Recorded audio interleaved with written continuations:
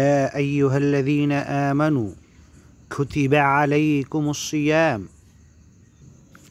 كما كتب على الذين من قبلكم لعلكم تتقون أياما معدودات فمن كان منكم مريضا أو على سفر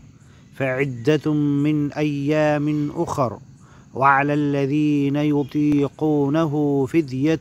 طعام مسكين فمن تطوع خيرا فهو خير له وأن تصوموا خير لكم إن كنتم تعلمون شهر رمضان الذي أنزل فيه القرآن فمن شهد منكم الشهر فليصمه ومن كان مريضا أو على سفر فعدة من أيام أخر يريد الله بكم اليسر ولا يريد بكم العسر ولتكملوا العدة ولتكبروا الله على ما هداكم ولعلكم تشكرون وإذا سألك عبادي عني فإني قريب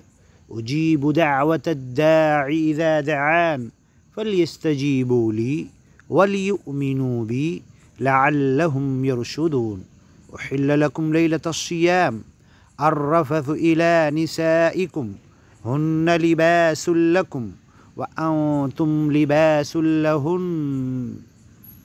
علم الله أنكم كنتم تختانون أنفسكم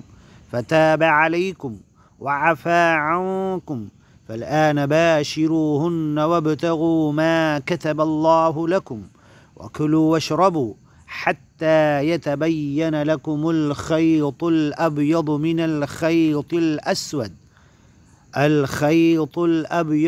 الخيط الأسود من الفجر وكلوا واشربوا حتى يتبين لكم الخيط الأبيض من الخيط الأسود من الفجر ثم أتموا الصيام إلى الليل ولا تباشروهن وأنتم عاكفون في المساجد تلك حدود الله يبينها للناس